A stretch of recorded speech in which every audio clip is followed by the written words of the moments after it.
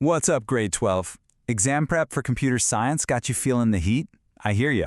Well, you've come to the right spot.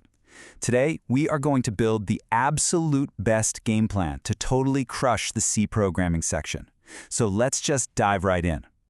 So, looking at the C programming part of your NEB computer science exam and feeling kinda stressed? Yeah, I totally get it. But listen to this. What if I told you that a whopping 40 marks, yeah, 40, come from just 4 long questions? That's right, that's our target. That's the entire game right there. Okay, so here's how we're going to do it. First, we'll nail the logic and loops, then we'll tackle that big array sorting question. After that, we'll clear up the whole structure versus union debate, demystify pointers and files, and wrap it all up with your final exam checklist. Let's go. All right, let's kick things off with mastering logic and loops. Seriously, this is your foundation. Think about it. You can't really write any C program without control statements like if, else, and loops. It's just not possible. And that is exactly why question 1 on your exam paper almost always starts right here. It's pretty much a guaranteed topic. Okay, so here we are, level 1 of our game plan. And look, this is not about memorizing lines and lines of code. Nope, it all boils down to this one question. Do you actually get how if-else statements and while loops work? I mean, the real logic behind them. Because trust me, once you get the logic, writing the code is a piece of cake. You know, a while loop is really just a simple 3-step dance. It's super simple. Step 1, it checks a condition. Is this thing true? If it is, boom. Step 2, it runs the code inside. And then step 3, it just loops right back to the beginning to check that condition all over again. It just keeps going and going and going until that condition becomes false. That's all it is. Seriously, forget the syntax for a minute and just get that flow in your head. All right, our foundation is solid. Now let's talk about a golden opportunity. I'm talking about the one question that is almost guaranteed to show up on your exam for a massive 10 marks. You guessed it, the array sorting question. And I'm not just guessing here. This is pulled straight from a past NEB exam paper. Define array, write a program to sort the 10 integers number in ascending order and display it. See, this is a total classic. You absolutely have to have the definition of an array down, and that sorting program just ready to roll. And again, please, don't get bogged down in the syntax in the code right away.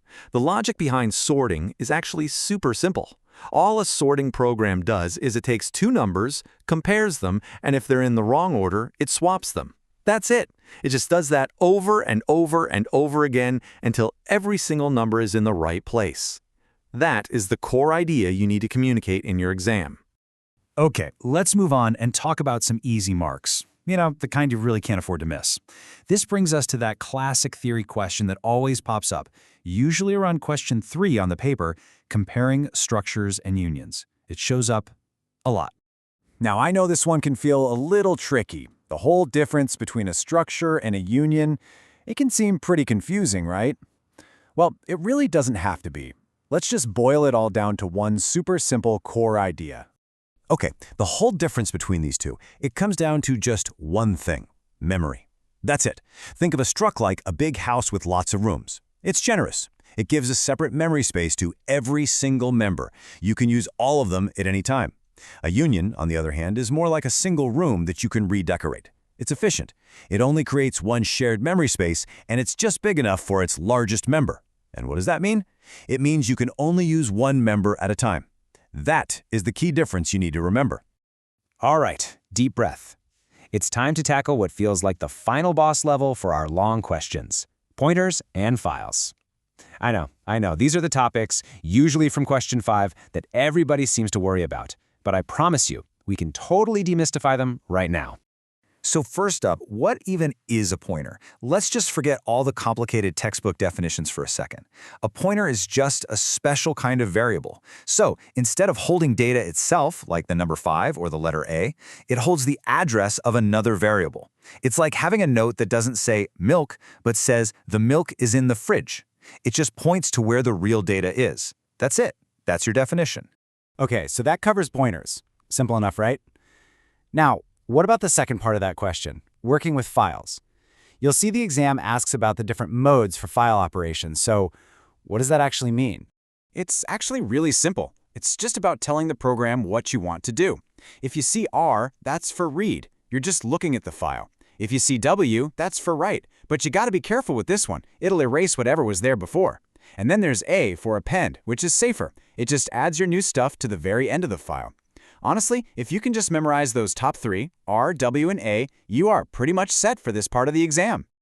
Whew, okay, we have covered a ton of ground. So now let's pull it all together into your final exam checklist. Think of this as your complete game plan, the one that's going to let you walk into that exam hall feeling totally confident.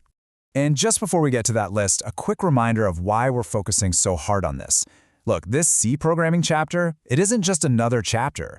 It is a huge, central part of your entire syllabus. If you're serious about getting a great score, you just have to master this section. It's completely non-negotiable. Okay, you ready? Here is your 40-mark strategy, lightning round. Let's go. 1. Master your loop logic. 2. Practice that array sorting program until you could write it in your sleep. 3. Know the key memory difference between a structure and a union. 4. Get that basic definition of a pointer locked in. And 5. Memorize those main file modes, especially R, W, and A. You got all that? Okay, and here's a little bonus tip for you. To crush those short questions, make sure you know your variables and data types inside and out. That's easy marks, right there. So, there it is, the complete game plan. We took those scary 40 marks and we broke them down into a totally clear, totally manageable strategy. So now, there's really only one question left. Are you ready to get practicing?